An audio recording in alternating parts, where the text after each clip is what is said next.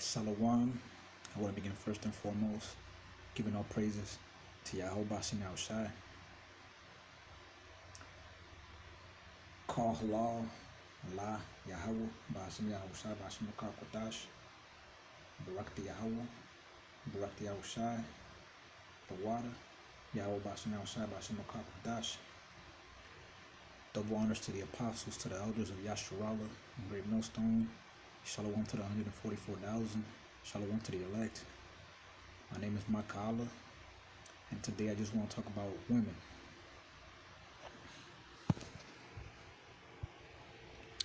Ecclesiasticus 36, verse 24. He that getteth a wife begetteth a possession, a help like unto himself, and a pillar of rest. All right, this verse right here is just proof that that women are property, man. They're a possession. Women are property of men. All right, the Lord made Eve, to be Adam's property, to be, to be subject unto him, to submit to him, to do everything he says.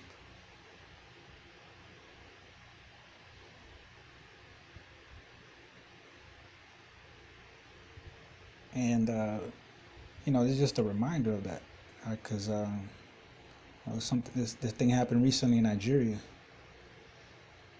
and damn, I wish I was there so I could have got me one. But it says Nigerian mass wedding for orphan girls provokes outcry. All right. Critics fear some of the 100 brides may be underage and may not have consented in marriage. A mass wedding for 100 girls orphaned by attacks in Nigeria has prompted an outcry amid concerns that some of the brides may be underage or being forced to marry for money. The ceremony, supported by a local politician, has been condemned by the National Women's Affairs Minister, who has threatened an injunction to stop the nuptials. Okay, and of course it's a woman speaking out against it. Of course, this is what happens when you put women over men, when you put women in positions of power. Okay, this is what happens, man. It just brings confusion. All right. You start letting women make suggestions and shit for anything, and shit starts going down. All right, things start going down. All right, you want to destroy a company? Make the CEO a woman. Hey, let a female CEO get in there. All right, you want to destroy a household? Take the man out of the house and let the woman rule it. All right, that's how you destroy a household. And that's how the elite's been doing it to the nation of Israel. All right, women ain't got no wisdom. All right, to be decision makers. And the Lord ain't give them that wisdom to be decision makers. I mean, yeah, you got your one in a million cases like Judith and things like that, but come on, man. That's very rare cases, all right?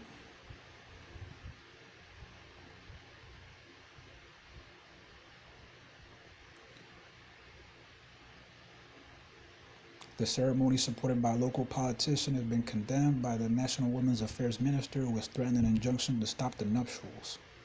Abdul Malik Sarkindeji, the Speaker of the local assembly in Northwest Niger State, said the weddings was to help constituents who had all lost relatives to attacks on villages by heavily armed gangs. Mr. Sarkindeji has since distanced himself from the wedding and has said the families must decide among themselves, but local clerics have said it should still go ahead next week. Uju Kennedy Ohanenye, the Federal Women's Affairs Minister, called the ceremony unacceptable and demanded an investigation into the ages of the brides and whether they had consented to marriage, all right, which is a waste of time, waste of resources, and it's completely it's stupid. All right, it goes against scripture. All right, and there's a case like this in in Judges chapter 21. All right, and check out this dude's name. All right, all right, check out the dude's name, the author of this article. All right, but all right, let's check out. Let's see it in the NLT.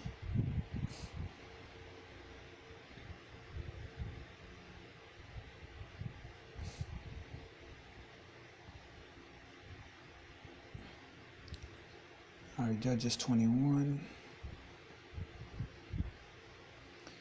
All right, the Israelites had vowed. Okay, and this happened after Israel had gone to war with Benjamin. They nearly destroyed Benjamin. All right, because memory serves me right. They had some Benjamites had raped a Levite's concubine, and they killed her in the process. So the Levites sent parts of her body to different parts of Israel, and they went to war with Benjamin over that, and over a woman. Okay, and this is the aftermath right here. The Israelites had vowed at Mitzpah, "We will never give our daughters in marriage to a man from the tribe of Benjamin." Now the people went to Bethel and sat in the presence of God until evening, weeping loudly and bitterly. "O Lord, God of Israel," they cried out, "why has this happened in Israel? Now one of our tribes is missing from Israel." Early the next morning, the people built an altar and presented their burnt offerings and peace offerings on it. Then they said, "Who among the tribes of Israel did not join us at Mizpah when we held our assembly in the presence of the Lord?" At that time they had taken a solemn oath in the Lord's presence, vowing that anyone who refused to come would be put to death. The Israelites felt sorry for their brother Benjamin and said, "Today one of the tribes of Israel has been cut off. How can we find wives for the few who remain, since we have sworn by the Lord not to give them our daughters in marriage?" So they asked, "Who among the tribes of Israel did not join us at Mizpah when we assembled in the presence of the Lord?" And they discovered that no one from Jabesh Gilead had attended the assembly. After they counted all the people, no one from Jabesh Gilead was present. So the assembly sent 12,000 of the best warriors to Jabesh Gilead with orders to kill everyone there, including women and children. And that's because since the man is the head of the household, when a household was destroyed, when a man had to be destroyed, the children had to share, the wife and the children had to share in the fate. All right, she had to share in the fate.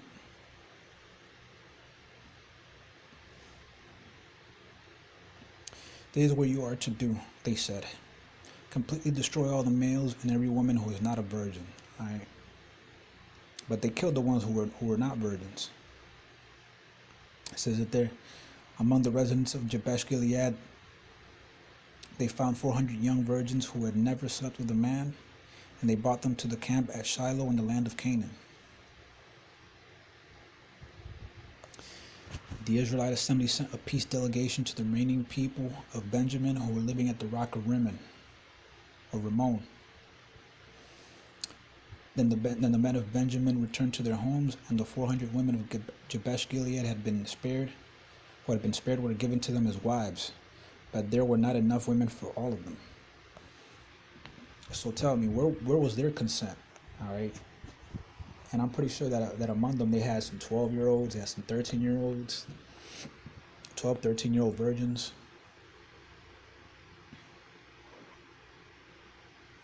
Probably even younger than that, but if they were righteous, they would have waited until she got her period. But that's a whole different topic.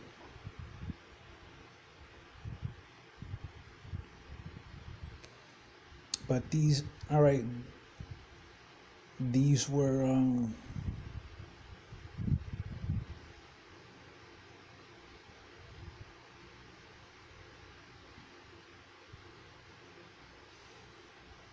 these were women who were orphans technically, because they said they killed their mothers,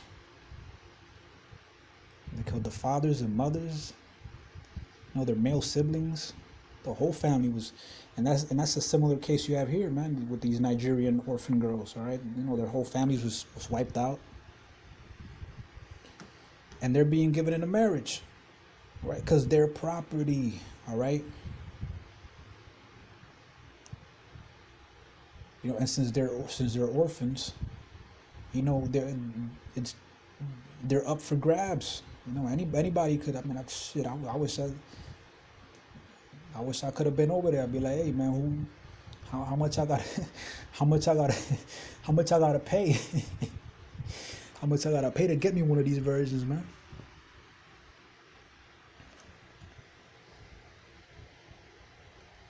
All right. I'm at a point. I don't care how she ain't even gotta be pretty, man. As long as she a virgin, man. That's all I give a shit about right now, man.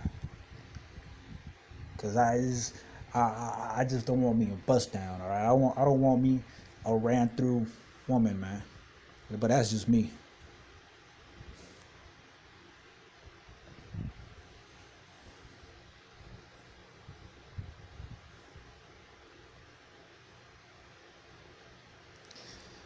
And then reading, you know,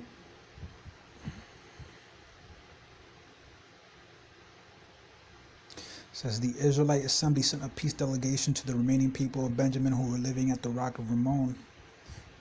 And then the men of Benjamin returned to their homes, and the 400 women of Jabesh Gilead who had been spared were given to them as wives, where there were not enough women for all of them. So what happened was that, I ain't gonna read the rest of the chapter, but I'm gonna just summarize it. What happened is that since there wasn't enough women for all of them, they told the men of Benjamin that didn't have any women, to go hide in some vineyards during a festival that they had it every year, where the women go out to dance, where the virgins go out to dance.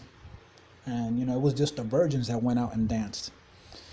And when they went out, they went in and they snatched up these women, man. All right, they snatched up these virgins and they took them, they kidnapped them, and then the men and the brothers, they went to complain to the rest of the men of Israel, and they said, hey, look, since technically you didn't give the women over, you're not going to suffer the curse. So they found a loophole in the curse, and it was like, all right, okay, we'll let them take the women. So they let them take the women, and they went and they took the men and they popped them by force. What do you think happened, man? That's consent. They raped these women, man. They became their property. All right, because that's all a woman is, man. A woman is nothing but property, man. Okay, this day and age, Satan has given these women rights, where they can be politicians, they can join the workforce, they got power over men, right? They can be judges. It's fucking madness. All right, that's why the society is completely decayed, man. You let women come in there. All right, you let women come in and start calling the shots. That's how shit got fucked up. All right, if you want the fastest way to to ruin your company, man, is to put women in charge. All right, you want your company to prosper, man. Put a man in there. All right, put a man with leadership skills, leadership abilities, man. But you want that shit to go down, you put a woman in charge. You put a woman in charge, that shit's gonna go down, man. And I've seen it, man, in the workforce. I've seen that shit happen so many times, man. And they always put these fucking women in charge, man. And then they wonder why things go badly for them. It's fucking idiocy, man. Hey, women are nothing but property, man. And when the Lord comes back, man, women are gonna go back to that state of being proper. Hey, even before then, man, even before the Lord comes back, when the Lord sends that spiritual power to His men, All right, women are gonna go back to being property, because there ain't nobody that's stopping. There ain't no cops, no 911, no military, no government that's gonna stop a man of the Lord with that spiritual power. All right, when Isaiah 4:1 comes to pass, when those women start cleaving onto him, man, and he treats them like property. All right, so I'm gonna leave it there. I hope the video was edifying. Shalom.